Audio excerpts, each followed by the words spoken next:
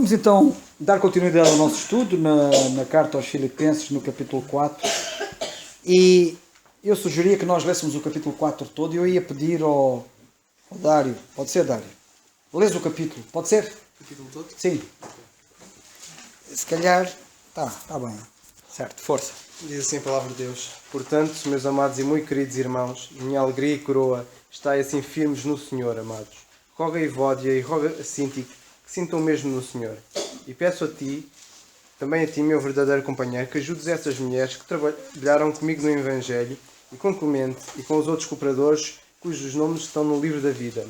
Regozijai-vos sempre no Senhor. Outra vez digo, regozijai-vos. Seja a vossa equidade notória a todos os homens. Perto está o Senhor. Não estejais inquietos por coisa alguma, antes, as vossas petições sejam em tudo conhecidas diante de Deus, pela oração e súplica, com a ação de graças. E a paz de Deus, que excede todo o entendimento, guardará os vossos corações e os vossos sentimentos em Cristo Jesus. Quanto ao mais, irmãos, tudo o que é verdadeiro, tudo o que é honesto, tudo o que é justo, tudo o que é puro, tudo o que é amável, tudo o que é de boa fama, se há alguma virtude e se há algum louvor, nisso pensai. O que também aprendestes e recebestes e ouvistes e vistes em mim, isso fazei, e o Deus de paz será convosco. Ora, muito me regozijei no Senhor por, finalmente, reviver a vossa lembrança de mim, pois já vos tinhas lembrado, mas não tinhas tido oportunidade. Não digo isto como por necessidade, porque já aprendi a contentar-me com o que tenho. Sei estar abatido e sei também ter abundância. Em toda a maneira e em todas as coisas estou instruído, tanto a ter fartura como a ter fome, tanto a ter abundância como a padecer necessidade. Posso todas as coisas naquele que me fortalece. Todavia, fizestes bem em tomar parte na minha aflição. E bem sabeis, também, vós, ó Filipenses, que, no princípio do Evangelho, quando parti da Macedónia, nenhuma igreja comunicou comigo com respeito a dar e a receber, senão vós somente. Porque também uma e outra vez me mandastes o necessário a Tessalónica.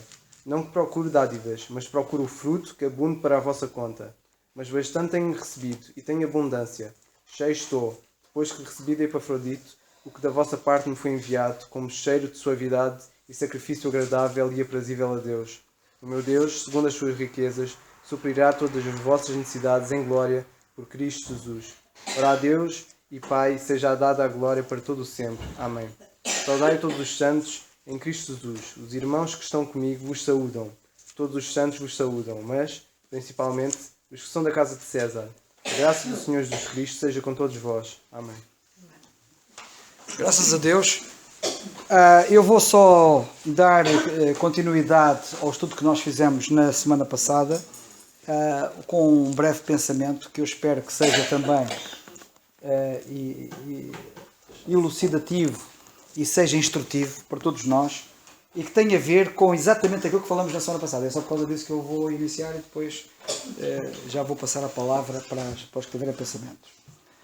Mas na nossa passagem, onde nós estávamos na semana passada, quando nós lemos assim: e bem sabeis, também vós, ó Filipenses, que no princípio do Evangelho, quando parti da Macedónia, portanto, nós temos aqui uma alusão ao princípio do Evangelho. E nós, na semana passada, falamos exatamente acerca disso.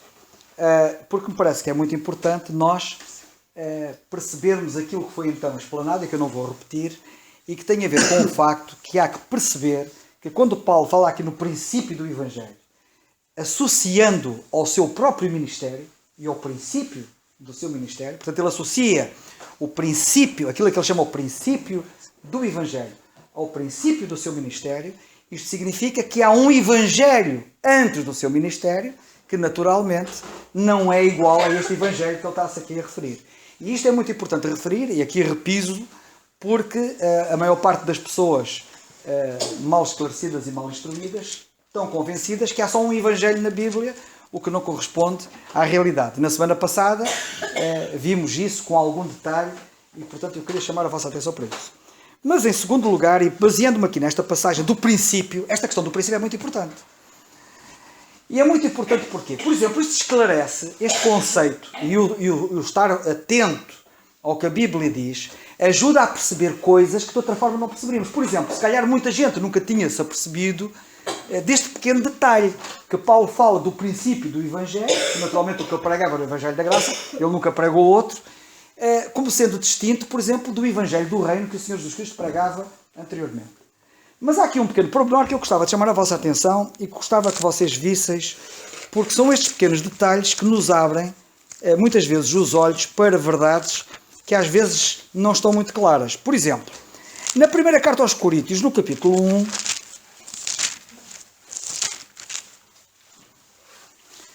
este é um assunto que já, noutras alturas, nós já o abordamos, até mesmo em mensagens, sem ser em estudo bíblico, até mesmo em mensagens, e também em estudos bíblicos, noutras ocasiões. Mas eu gostava de, por causa desta questão do princípio, de referir o seguinte. Nós temos aqui uma passagem que, por exemplo, alguns têm alguma dificuldade. Eu não vou, claro, falar exaustivamente acerca do assunto, não é esse o meu propósito, até porque isso já tem sido objeto de análise noutras mensagens e noutros estudos, mas eu gostava que vocês notassem, por exemplo, que o apóstolo Paulo, por exemplo, quando fala acerca da questão do batismo na água, e isto aqui é uma coisa muito importante, muita gente às vezes não está elucidada acerca deste assunto, como vocês penso que sabem, e a cristandade em geral está muito baralhada sobre a questão do batismo na água. Reparem que a cristandade não é unânime, por exemplo, a questões tão básicas como quem é que deve ser batizado? Quem é que pode batizar? Não há unanimidade. Há grupos na cristandade que acham que os perdidos têm que ser batizados até para serem salvos. Há outros que dizem, não tem que ser salvo, depois de ser salvo é que tem que ser batizado. Por exemplo, quem? Depois, e é adultos, é crianças? Há uns que batizam a crianças. E há outros que só batizam adultos. Depois, quem é que batiza? Alguns acham que só pastores podem batizar. Outros acham que qualquer crente pode batizar outro crente. Questões como estas. E depois, quanto à forma do batismo. Alguns acham que com os pingos, o chamado batismo da expressão, é a forma de se batizar.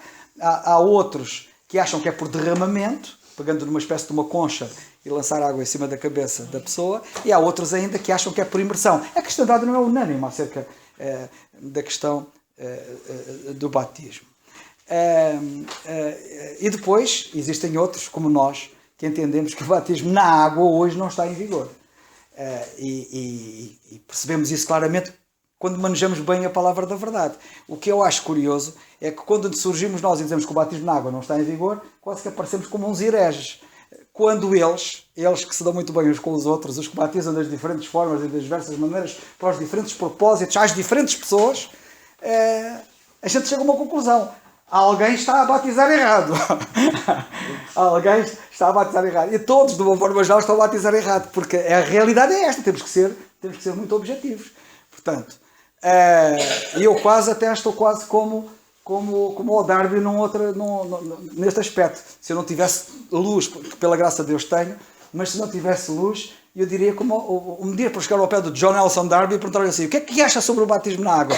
E ele, qual é a sua posição? Acho que é mais ou menos isto. Qual é a sua posição sobre o batismo na água? E o John Nelson Darby disse, eu seguro a minha língua. Preferia não se pronunciar. E eu diria assim, eu prefiro não fazer nada, se eu não tivesse luz, prefiro não fazer nada do que fazer e estar a fazer mal, estar a fazer errado. Mas não, nós podemos perceber. E há uma passagem que ajuda muito a perceber isto, que é esta. E a questão do princípio aqui é muito importante. E porquê que é esta? Porque esta passagem, o apóstolo Paulo diz assim,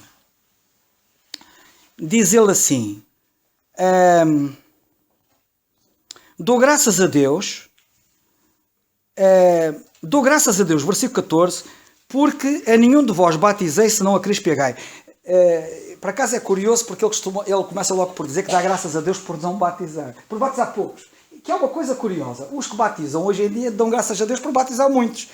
Logo aqui começa por ser estranho, porque é que o apóstolo dá graças a Deus por batizar poucos. Ora, se o batismo com o apóstolo Paulo e com o Evangelho da graça de Deus estivesse em vigor, ele daria graças por batizar muitos. E como Lucas e como Pedro, ficaria muito contente porque quase 3.000 almas foram batizados. E até citou o número, e os números são citados com muito orgulho.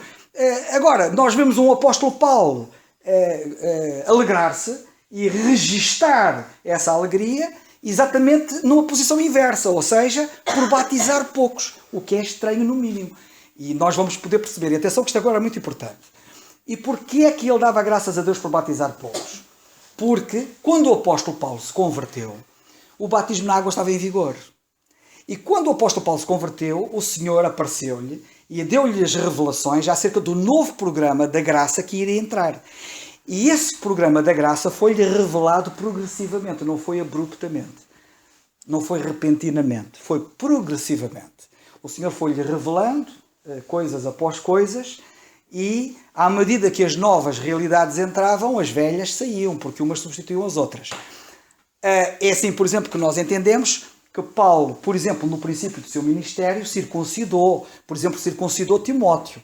Mas, no entanto, mais tarde, já o Senhor lhe tinha mostrado que a circuncisão não estava em vigor, e ele disse aos Gálatas, se alguém se deixar circuncidar, Cristo de nada lhe aproveitará. Alguém podia chamar a Paulo um indivíduo que se contradizia. Então, estás a dizer que se alguém se deixar circuncidar, Cristo não lhe aproveita de nada, e tu batizaste Timóteo.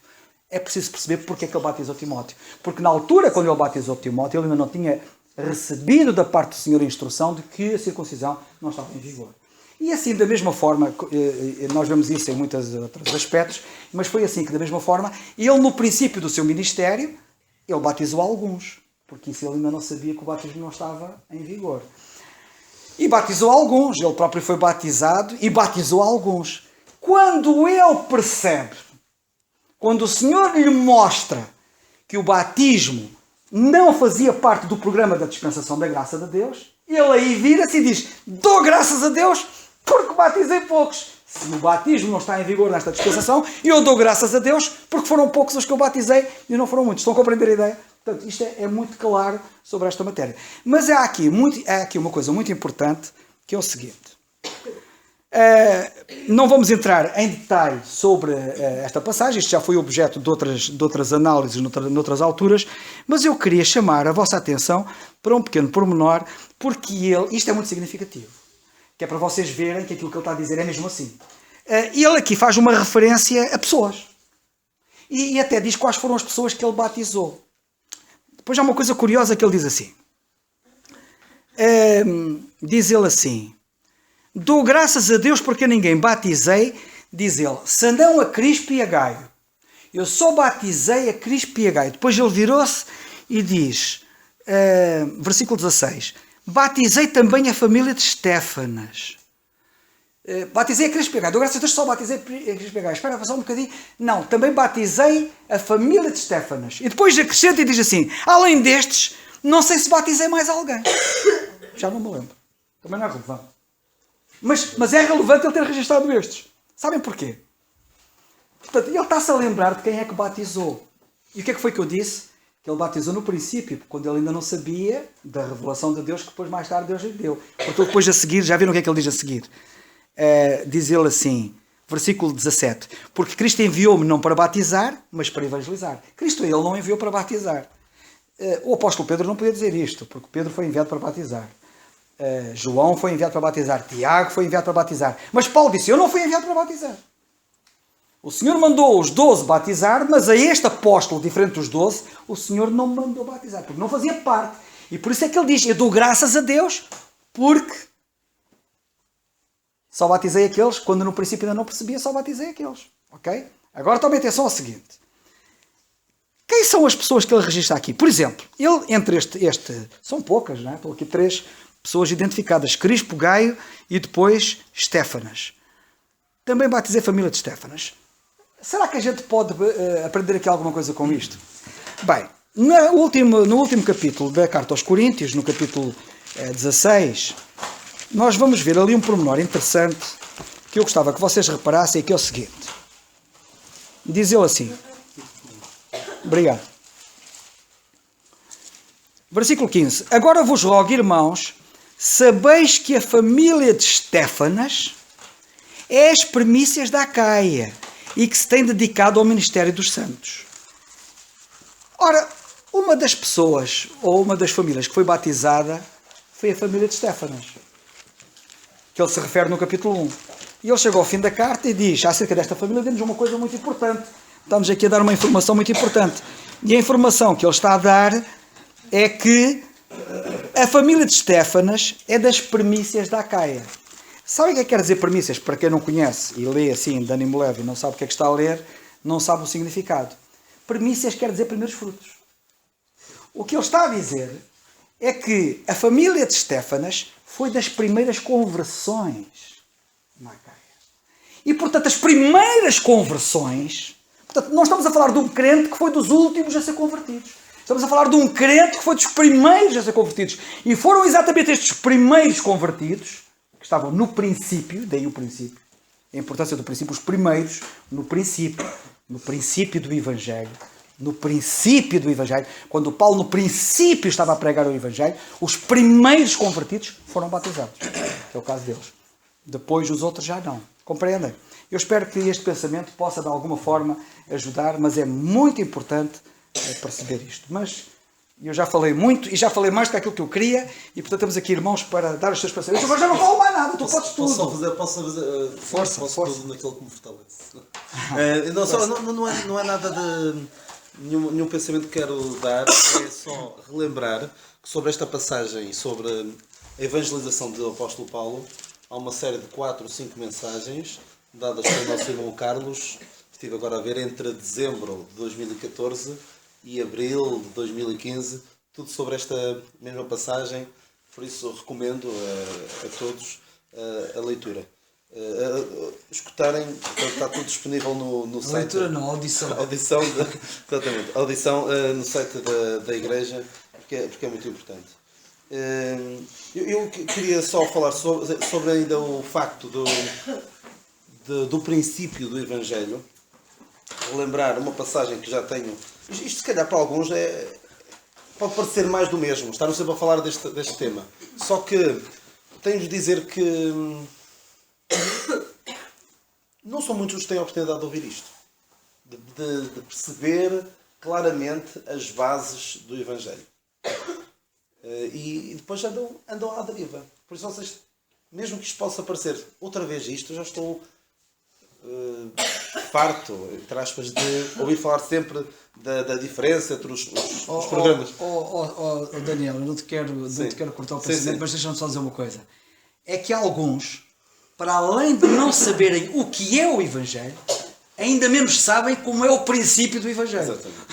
Exatamente. Certo? É que muitos nem se eu disser a alguns, o que é o Evangelho? Descreve-me lá, por tuas palavras, o que é o Evangelho. Não sabem. E se depois disser assim, e o princípio do Evangelho como é? Também não, ainda sabem menos. Mas continua, desculpa. Daí a importância de... Não é demais, Daniel, nunca é demais. Exatamente, é isso que eu ia dizer. É muito importante que percebamos isto. E por vezes não se apanha à primeira, nem à segunda, nem à terceira. E eu dou graças a Deus por, desde a minha juventude, ter começado a perceber estas diferenças.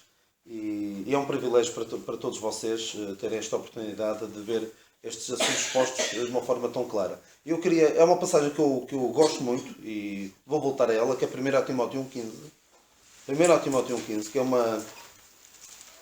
que é um versículo extraordinário que todos nós devíamos saber de cor, porque está aqui também, noutro aspecto, o princípio do Evangelho, um dos princípios fundamentais, usando a palavra princípio noutro sentido que não do início, mas se bem que também está aqui o início do Evangelho, mas também está um princípio fundamental do Evangelho, que esta é uma palavra fiel e digna de toda a aceitação, que Cristo Jesus veio ao mundo para salvar os pecadores, dos quais eu sou o principal. Cristo Jesus veio ao mundo e é preciso perceber para que é que Ele veio. Porque se nós não percebemos para que é que Ele veio ao mundo, não vale a pena andarmos a estudar muito a Bíblia. Precisamos de perceber que Cristo Jesus veio ao mundo para salvar os pecadores e não os pecadores de uma forma genérica, que muitas pessoas gostam de dizer que Cristo morreu pelos pecadores. Cristo veio para morrer pelos pecados. Mas cada um tem de perceber que veio para salvar os pecadores, dos quais eu sou o principal. Apesar de ter sido o apóstolo Paulo a dizer isto, qualquer um de nós tem de perceber, para ser salvo, que Cristo Jesus veio ao mundo para salvar os pecadores, dos quais eu sou o principal. Ai de quem não ponha isso, não tome para si estas palavras Eu sou o principal. Há de quem se puser a pensar que não é tão mal assim, há piores, por isso eu hei de me safar. Isso é fatal para qualquer pecador que não compreenda que de facto o seu pecado o afasta de Deus. Houve um indivíduo há dias que disse: eu sou um bom pecador. Como se não fosse muito mal. Exatamente. E às vezes há pessoas que gostam de perguntar porque é que acontecem coisas más às pessoas boas. O problema é que não há pessoas boas, não é? A questão é que devia ser porque é que acontecem coisas boas a pessoas más. E a coisa mais extraordinária que uma vez aconteceu foi Cristo Jesus vir ao mundo para salvar os pecadores, dos quais eu sou o principal. Isso é que nós devemos estar preocupados em perceber porque é que algo tão extraordinário acontece a pessoas tão más quanto nós. E queria então, o apóstolo Paulo diz que é o principal, e cada um de nós deve dizer também, eu sou o principal. E esta palavra principal é extraordinária, porque podemos interpretá-la de várias formas. Várias traduções traduzem esta palavra de formas diferentes. O principal é o maior dos pecadores. O maior pecador, a pessoa que mais mal fez a obra de Deus. E o apóstolo Paulo era. Até ser salvo, era a pessoa que estava a tentar exterminar esta seita do caminho. Como chamavam. E é importante que qualquer um perceba que é o principal dos pecadores, tal como o apóstolo Paulo percebia que era o principal dos pecadores. Outra tradução que às vezes existe, que é o chefe dos pecadores, o cabecilha, porque ele de facto era o cabecilha da rebelião contra Deus. Mas é interessante que esta palavra, isto vai encaixar no que estamos a falar do princípio do Evangelho, esta palavra no original é protos. Protos, de onde vem a palavra protótipo, que é o primeiro de uma série. E o apóstolo Paulo é o primeiro de uma série que é os crentes da dispensação da graça. Ele é o primeiro. Não houve ninguém, nenhum crente salvo da forma que nós somos salvos hoje antes de Paulo. Paulo é o primeiro. É o primeiro, podemos ler então isto da seguinte forma. Cristo Jesus veio ao mundo para salvar os pecadores, dos quais eu sou o primeiro. Não o primeiro no sentido de eu sou mais importante que os outros, mas não, fui o primeiro que Deus salvou. E ele continua e diz: mas por isto alcancei misericórdia, para que a mim, que sou o primeiro, Jesus Cristo mostrasse a sua longanimidade para exemplo. Protótipo. Exatamente. Mas a palavra protótipo é no principal, na palavra principal. Ou seja, Paulo é agora o modelo para nós, como nós também tivemos a ver há algumas semanas. Paulo é o exemplo. Não só de prática, no nosso dia a dia, mas em primeiro lugar de conversão, de salvação, unicamente pela graça de Deus. Queria deixar então este pensamento sobre a questão do primeiro. Não houve nenhum antes, e foi ele depois que começou a pregar o Evangelho da graça de Deus. E é uma passagem que fixem bem isto, lembrem-se sempre, e quem ainda não compreendeu esta verdade fundamental, ainda não pode começar a desfrutar das bênçãos maravilhosas da palavra de Deus, das bênçãos maravilhosas que Deus tem para dar, enquanto não compreender, em primeiro lugar, que é o principal dos pecadores. Mas podes continuar. Se algum de vocês tiver algum pensamento, os que estudaram a passagem, à vontade.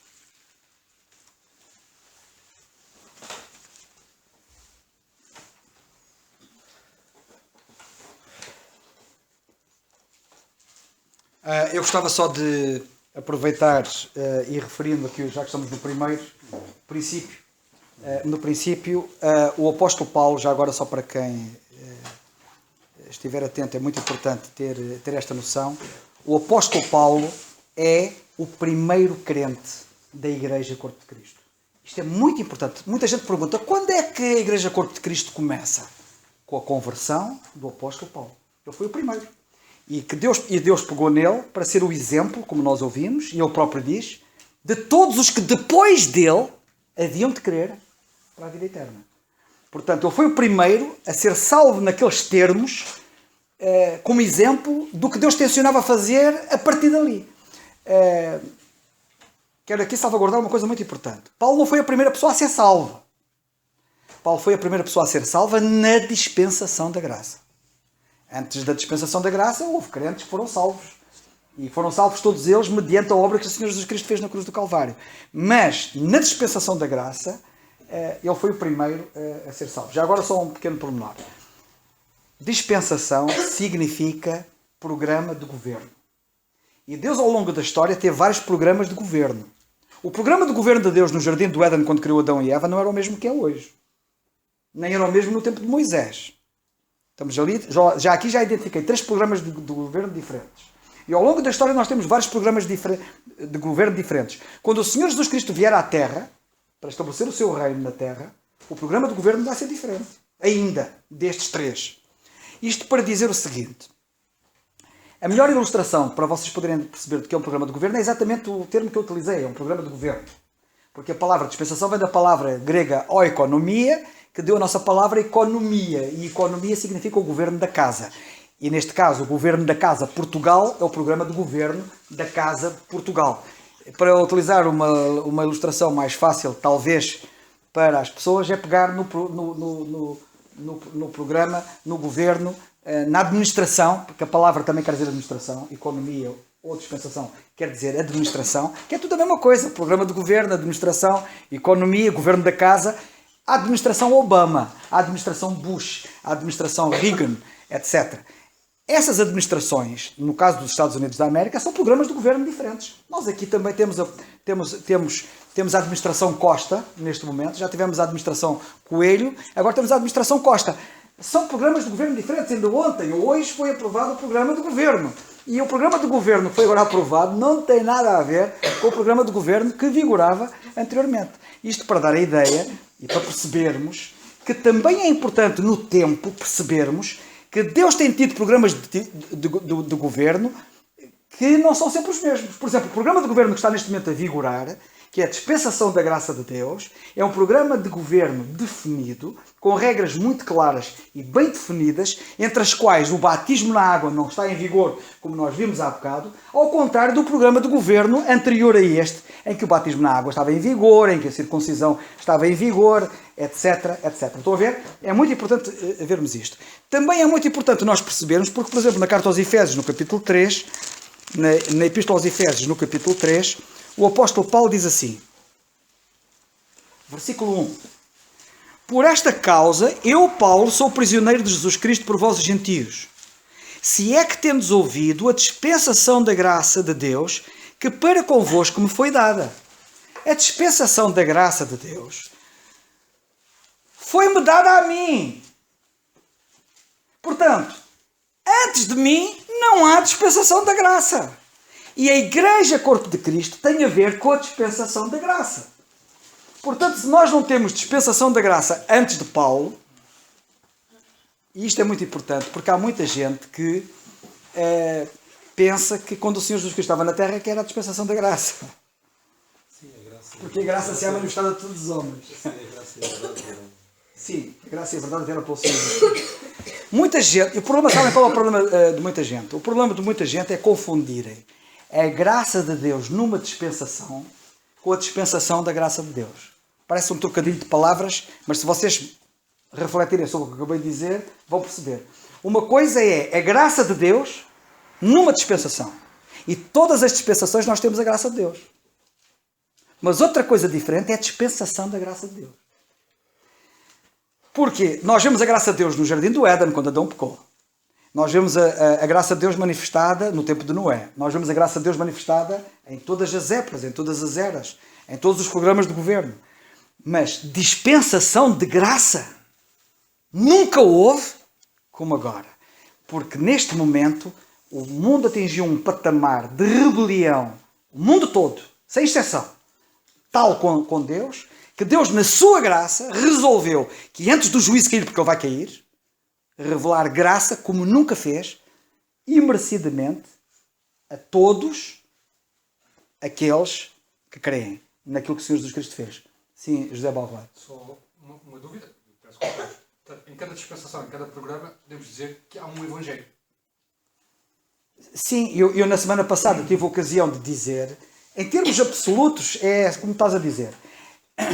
em termos absolutos é como está a dizer, porque eu na semana passada tive o cuidado de dizer, quando estávamos aqui a estudar a palavra de Deus, que a palavra Evangelho quer dizer boas notícias. E portanto Deus sempre teve boas notícias. E eu até citei o exemplo de Abraão, na carta aos Gálatas, em que o Evangelho foi pregado a Abraão, lemos ali, e depois diz qual foi o teor. Aliás, na semana passada nós estamos a ver os teores, nós estamos a ver que quando Deus mandava pregar qualquer coisa, uma boa notícia, o Evangelho, e ele dizia exatamente qual era o teor do Evangelho que eles pregavam. Ele não deixava aquele livre-arbítrio de cada um decidir o que é que ia dizer. Não era o Senhor chegar aqui ao pé de mim e dizer assim, olha, Carlos, eu quero que tu vais pregar o Evangelho aqui a esta terra. E eu, está bem, Senhor, eu vou pregar o Evangelho. E depois eu chegava lá, e o que é que ele disse? Ele disse para eu pregar o Evangelho. E o que é que eu vou dizer? Sim, o que é que eu vou dizer?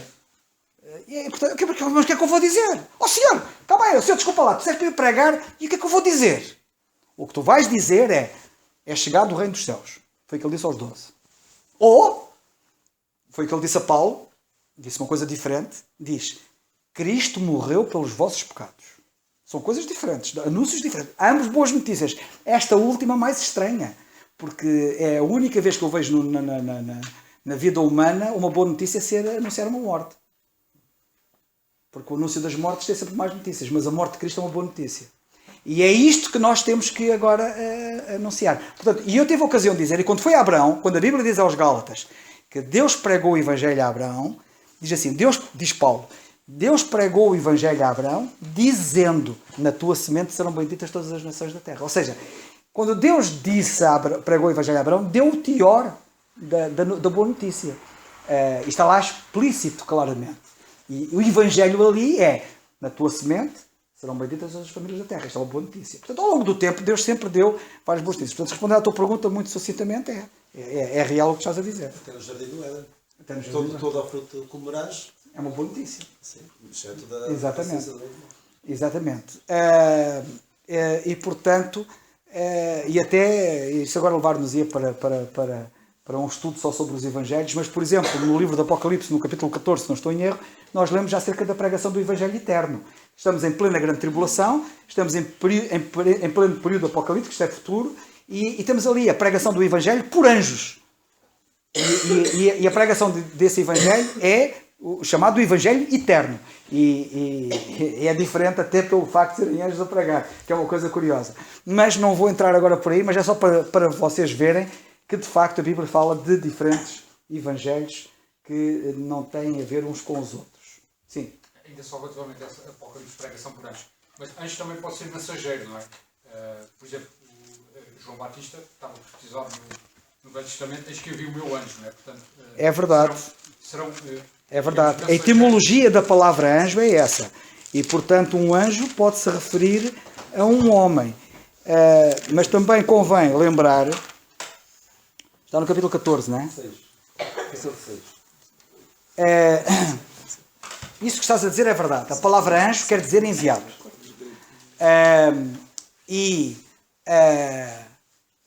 Nós vemos exemplos nós temos na Bíblia exemplos de homens que são chamados anjos exatamente pelo facto de eles serem enviados. Mas, por vezes, temos anjos, que não são homens enviados, que são enviados anjos, e que são mesmo anjos, que é o caso. No capítulo 14, no versículo 6 do livro do Apocalipse, diz assim, vi outro anjo voar pelo meio do céu. Isto não é nenhum homem, os homens não voam pelo meio do céu. E portanto, vi um outro anjo voar pelo meio do céu e tinha o Evangelho eterno para o proclamar aos que habitam sobre a terra e a toda a nação e tribo e língua e povo, dizendo com grande voz. Está cá o teor deste Evangelho. E o teor é este: temei a Deus e dai-lhe glória, porque vinda é a hora do seu juízo, e adorai aquele que fez o céu e a terra e o mar e as fontes das águas. Isto é tremendo. Está lá, até está lá o teor do Evangelho. Estão a ver? Portanto, isto é muito importante termos isto em atenção no estudo da Palavra de Deus. Força. Daniel, estamos no capítulo Filipenses, capítulo 4, versículo 15.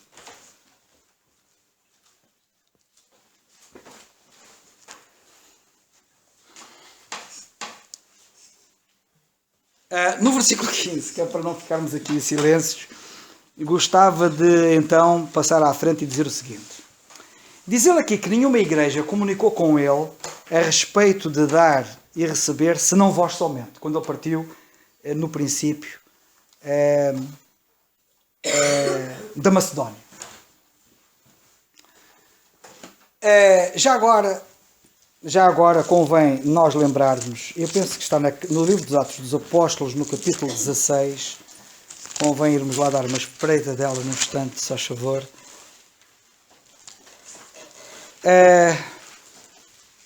Lembram-se certamente daquela ocasião em que o apóstolo Paulo, no princípio do seu ministério, de noite teve uma visão. Nesta altura havia visões. Nesta altura havia batismo na água, havia visões, havia curas, havia votos, como rapar a cabeça, por exemplo. Havia várias práticas da lei. Aliás, o apóstolo Paulo, quando se converte, é batizado por um crente judeu chamado Ananias, zelador, varão judeu, diz a Bíblia, zelador da lei. Portanto, quem batizou o apóstolo Paulo era um indivíduo zelador da lei. Portanto, a lei estava em vigor estava plenamente em vigor quando o apóstolo Paulo se converte, e quem o batiza é um crente zelador da lei. E depois é interessante, e Paulo deixou-se batizar, como vocês sabem. E isto podia levar pano para mangas, agora não vamos por aí, porque senão vamos nos desviar. Mas sabem qual é o discurso de Paulo mais tarde, especialmente quando escreve a carta aos Gálatas, acerca da lei, não é? Ele desmonta a questão da lei e, portanto, o Ananias, não sei se ainda estaria vivo na altura, quando mais tarde ele escreve o que ele escreve, o Ananias das duas, ele percebeu a mudança dispensacional que se deu e, portanto, aceitou o que o apóstolo Paulo aceitava, ou ele ia ter um grande choque perante a mudança, e como muitos certamente tiveram. Mas vocês vão de se recordar que quando o apóstolo Paulo estava no princípio do ministério dele, há uma visão, ele tem uma visão no capítulo 16 e no versículo 9, diz assim, e Paulo teve de noite uma visão em que se apresentou um varão da Macedónia, e aqui neste caso, já agora, e para complementar a resposta ali ao José, na Bíblia nós não apenas vemos anjos que são homens, tu citaste o exemplo de João Batista, como vemos também homens que são anjos.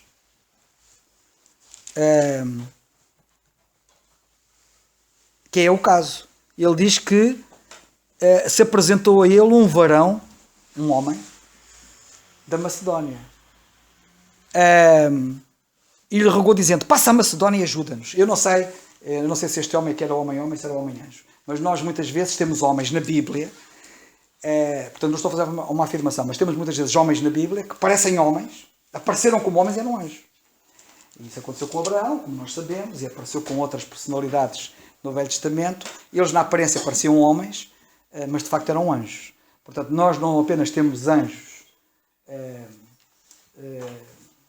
que parecem homens, mas temos homens que parecem anjos. Já agora outra coisa, e temos hoje homens que parecem anjos, porque quando Estevão estava a pregar, em Atos dos Apóstolos, aqui no capítulo 7, vemos na Bíblia que o rosto dele parecia o rosto de um anjo. E eu aí gostava de fazer uma pergunta, e como é que é o rosto de um anjo? Curioso, não é? Mas o rosto dele parecia o rosto de um anjo. Ele era um homem, ele era Estevão. Bem, mas aqui nesta passagem que nós temos aqui, e o que me importa agora não é esse facto dos anjos e dos homens, mas o que me importa aqui dizer é, passa a Macedónia e ajuda-nos. Ele recebeu aqui um apelo. Paulo, passa a Macedónia e ajuda-nos. Estava no princípio do ministério. E ele então vai à Macedónia. Então a seguir nós lemos, e logo depois desta visão, procuramos partir para a Macedónia. E partiram. E é aqui no capítulo 16, eles partindo para a Macedónia, chegam a Filipos. Carta aos Filipenses. Eles chegam a Filipos e pregam o Evangelho em Filipos. E convertem-se pessoas em Filipos. E há duas pessoas de monta que se convertem em Filipos. Uma é a Lídia, a famosa Lídia. Já agora, a primeira pessoa que se converte na Europa é uma mulher. Era a Lídia. E ela até era de Tiatira, diz a Bíblia. Mas ela estava na altura, olha, eu também sou de Moçambique e estou agora aqui na Quinta do Conde. Foi lá que eu nasci, agora estou aqui e converti-me, olha, lá no norte. Mas neste caso concreto, a Lídia, que era de Tiatira, por alguma razão nos negócios dela, não sei, a vida dela deu uma volta e foi parar a Filipos e converte-se. E converte-se o chamado carcereiro. O carcereiro de Filipos, bem conhecido, também se converte aqui nesta altura. Quando ele vai lá, vai. Ele vai lá. E é aqui que se dá o início da igreja. A igreja de Filipos dá-se início desta maneira. Quando o apóstolo Paulo diz na nossa passagem, no versículo 15... Sabeis muito bem, vós, ó Filipenses, que no princípio do Evangelho, quando parti da Macedónia, portanto, ele foi à Macedónia. Ali em Atos nós fomos ler, quando ele chegou à Macedónia, primeiro, o apelo para ele ir à Macedónia, e ele foi à Macedónia. E da Macedónia fazia parte de Filipos. E depois ele sai da Macedónia. E agora Paulo está aqui a dizer, quando eu saí da Macedónia, quando eu parti, depois de lá ter chegado, ter pregado o Evangelho e de alguns de vocês terem convertido quando eu aí estive, nomeadamente o carcereiro e Lídia, diz ele, depois que eu parti, não é? Nenhuma igreja, já lá vão uns anos, e já lá vão uns bons anos, e eu agora estou preso em Roma, e não houve uma única igreja que tivesse comunicado comigo, e este comunicado significa suprir as necessidades dele, físicas, materiais. Nenhuma igreja comunicou comigo com respeito a dar e a receber, senão vós somente. E eu aqui penso que é oportuno referir que na segunda carta aos Coríntios, no capítulo 8, se não estou em erro, acho que é no 8, segunda carta aos Coríntios, 8 ou 9, já vou ver. Acho que é no 8. Se calhar, eu não cheguei lá. É isso mesmo, obrigado. É isso mesmo. É 8.1. No capítulo 8, versículo 1, sabem o que é que nós lemos? Lemos assim.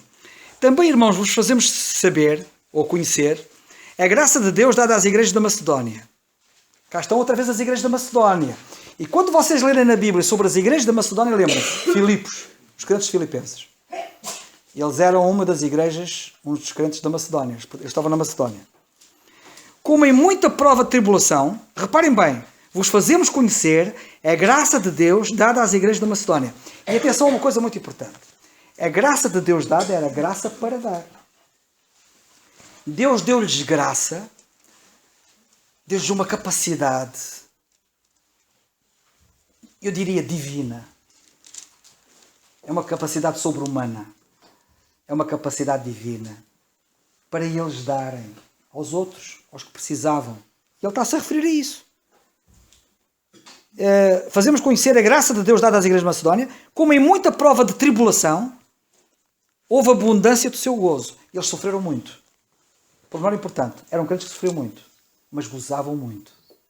Sofridos, mas cheios de gozo. Como é que... Eu hoje li um pensamento, antes de sair de casa, que dizia mais ou menos assim.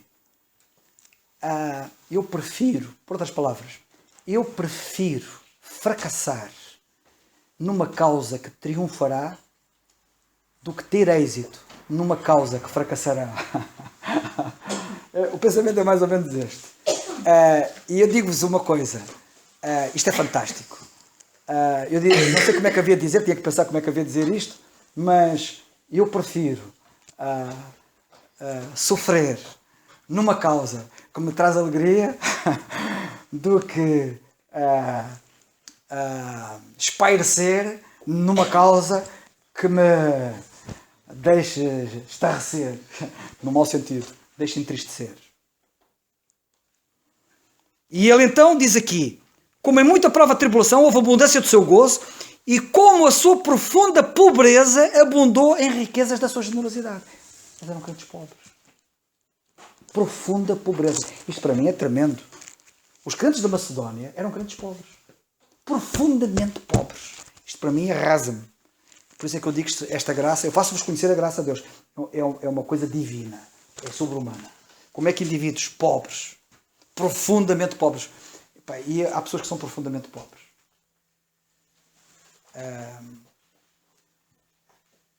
Ainda há pouco tempo, já por algumas vezes, aqui o Tiago levou-me a uma casa que nem é uma casa aquilo, eu nem sei como é que é de chamar aquele casebre, que vivem ali pessoas profundamente pobres.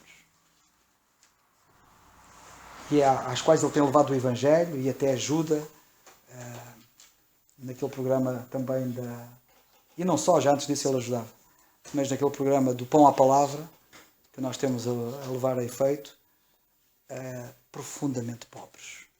Nós às vezes não imaginamos o que é ser profundamente pobres. E estes crentes eram profundamente pobres. E o apóstolo diz assim, desde que eu saí da Macedónia, e já lá vão uns anos, nenhuma igreja comunicou comigo a respeito de dar e receber, senão vocês.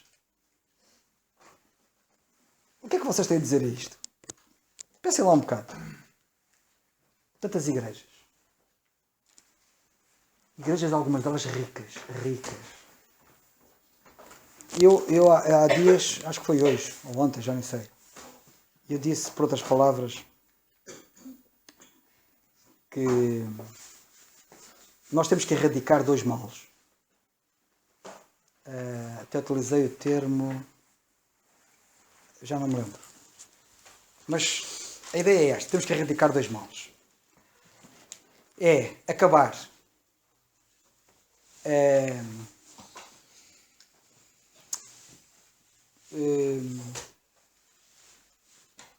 com igrejas vazias, cheias de bancos, e com igrejas cheias de pessoas vazias. Com igrejas cheias, mas com pessoas vazias. Portanto, nós temos que acabar com os bancos vazios das igrejas e temos que acabar com as pessoas vazias que estão dentro das igrejas. Epá, aquilo agora não. Pronto, vocês depois vão lá ler. Era assim, era. Mas a ideia é mais ou menos essa. O que é que vocês diriam? Eu aqui não estou perante uma igreja cheia de pessoas vazias. E eu aqui estou perante uma multidão de igrejas cheias de pessoas vazias. Porque como é que se explica que ninguém cuidasse do apóstolo Paulo a não ser estes crentes, que eram profundamente pobres? Esta questão do Evangelho tem muito que se lhe diga. Por isso é que os crentes, a sério, nunca foram muitos. Crentes a sério, nunca foram. Ninguém esteja... porque ninguém se iluda. Porque isto aqui é multidões a andarem com Deus, isso é uma coisa que não existe. Então, quando vocês veem multidões em fenómenos religiosos e não sei o que, é para desconfiar, mas desconfiar completamente. Porque, lamentavelmente e infelizmente, aqueles que andam fielmente com Deus sempre foram poucos. E nunca foram sonantes. Normalmente são destes. E isto para mim impressiona-me. Como é que a gente tão pobre e foi capaz de tirar, não sei aonde, como, para dar ao apóstolo Paulo. E mandou um crente, que foi o Epafrodito, não é? Mandaram o Epafrodito a fazer uma viagem enormíssima, sujeito a morrer, que ele teve quase até à morte, cheio de perigos e assaltos, uma viagem muito longa, muito distante, de Roma, para ir a Roma levar a oferta que eles tiraram para o apóstolo Paulo. E vocês dirão assim, e quem eram os crentes ricos? Olha, eu vou-vos dizer alguns crentes ricos que a Bíblia fala. Os coríntios eram ricos. E sabem que o apóstolo Paulo mandou-lhes uma grande reprimenda por causa disso? Aliás, não é por acaso que agora lemos o capítulo 8, 9 e 10, lemos no 8, né? Mas é o 8, 9 e 10, estes 3 capítulos da segunda carta aos Coríntios já são sobre finanças. Ensino sobre finanças. E sabem quem é que Paulo está a dar o ensino sobre finanças? Aos ricos. Diz. E não vemos, em situação nenhuma, e mesmo que ele faz isso, não o vemos a pedir um centavo para ele. Não. E mais. E quando lhes dá a reprimenda aos coríntios, já ele tinha passado a necessidade. Por isso estava à vontade para falar. É interessante. E ele dá-lhes uma grande reprimenda sobre finanças quando já tinha passado a necessidade. Não foi para ele depois pensar, estás a dizer isso, estás aí com necessidade, estás a precisar, estás a pedir indiretamente. Como alguns fazem, infelizmente. Paulo não fez isso. Aqui há as expressões dele que ele usa. Não, fala à vontade. Não, é só para passar esta ideia. Isto é importante, porque estamos nesta fase da carta aos Filipenses, em que ele está a falar de uns crentes que eram extremamente pobres, que muita gente, se não souber, está a ler aquilo assim de repente. Ninguém comunicou comigo a respeitar e receber, senão só vocês são mentores. Mas quem são vocês? Eram crentes extremamente pobres. Diz. Mesmo quando ele pede, quando fala das finanças aos coríntios, ele fala a pedir dinheiro para os crentes da Judeia, não é para ele. E aqui ele também, há aqui algumas expressões que dão a entender que ele fizestes bem em em enviar uma oferta, mas eu não o pedi. Se não tivessem mandado, eu também, como eu já aprendi a contentar-me com o que tenho, contentava-me com o que tinha antes de vocês mandarem. Mas ainda assim, agradece. Ele diz, não que procuro dádivas, mas procuro o fruto que abunde para a vossa conta. Diz no versículo 14 também, fizestes bem em tomar parte da minha aflição. Muito bom regozijei finalmente no Senhor, por finalmente reviver a vossa lembrança de mim. Nós não vemos aqui qualquer coisa que indicie que lhes tenha pedido. Nunca. Porque realmente ele percebia que o essencial era, lá está no versículo 17, o fruto que abunde para a vossa conta. E é interessante também aqui que ele diz, nenhuma igreja comunicou comigo com respeito a dar e a receber. O que é esta e a receber? Sinceramente, não sei. É um bom desafio para nós analisarmos e respondermos na próxima semana. Exatamente. Dar é fácil de perceber. E receber? Será que as outras igrejas... Paulo escreveu várias igrejas. Mas será que outras igrejas terão pedido a Paulo? Não sei. Este receber... É um bom assunto para nós analisarmos para a semana. O que é que achas? Sim. Estou agora aqui... Fica lançado o desafio. Vais ter que estudar. Todos. Este assunto é um assunto muito importante. Sabem porquê? Porque isto é um assunto que fala em finanças. Tem sido uma tragédia em muitas coisas do cristianismo, da cristandade. É uma vergonha. É uma imoralidade a forma como as finanças são tratadas. Paulo trata-as de uma forma exemplar. Não dá hipóteses, não dá a mínima hipótese. Ninguém podia acusá-lo de nada. Inclusivamente ele trabalhava, e isto deve ser uma lição para todos aqueles que se julgam clero nos dias em que estamos a viver. Muitos que deixam de trabalhar e querem viver só dedicados à parte espiritual. Seria bom que olhassem para o exemplo do apóstolo Paulo, que não queria ser pesado a ninguém. E que tendo ido, como foi, ainda por cima era um apóstolo, e foi fazer tendas para suprir as necessidades dele e suprir as necessidades dos que estavam com ele. E também vos digo uma coisa, se ele estivesse à espera que os outros lhe mandassem qualquer coisa, avaliado por aquilo que ele diz aqui, ele estava tramado. Mas isto é uma grande lição. E uma das razões por que o apóstolo Paulo diz que fazia o que fazia era para não ser um tropeço para o Evangelho. Porque senão sabem o que é que as pessoas dizem. Eu acho piada. Sabem o que é que alguns colegas meus às vezes dizem? Tu andas lá, tens lá a tua dízima e tal. Eles até dizem dízima. Eles devem-te pagar a dízima, por isso é que tu andas lá e tal. Coitados, eles não fazem a mínima ideia do que é o andar lá. Eles nem sabem o que é o lá, quanto mais o andar lá. E como não sabem o que é o lá nem o andar lá, depois dizem estes disparates. E uma das coisas, e pela graça de Deus, é uma das coisas que nós aqui damos graças a Deus, é que nenhum de nós é remunerado para servir o Senhor e para pregar o Evangelho. Aliás, eu tenho dito muitas vezes em muitos lugares, e digo com muito prazer, nós pagamos para pregar o Evangelho. Nós não recebemos para pregar o Evangelho, nós pagamos para pregar o Evangelho. E deixa-me dizer-te uma coisa, Daniel, se calhar parte da resposta começa aqui. O apóstolo Paulo estava lá para pagar o Evangelho e se calhar alguns deles até receberam alguma coisa dele. Porque ele também sabia que eles eram extremamente pobres. Se calhar. Mas é um assunto, vamos analisar o assunto. Porque ele pagava para pregar o Evangelho. Ao contrário de alguns que querem ser pagos para pregar o Evangelho. O que é uma vergonha, na minha entender, é uma vergonha ter esse espírito e esse sentimento. E como nós já temos a oportunidade de ouvir aqui o nosso irmão Nando, que poderá ter contribuído para atrasar a sua conversão, a desgraça que ele via em todas as igrejas onde chegou a ir, que era uma desgraça na questão financeira, porque era sempre a pedir. Ele dizia que quando ia a uma igreja calhava sempre no dia em que pediam. E quantos não.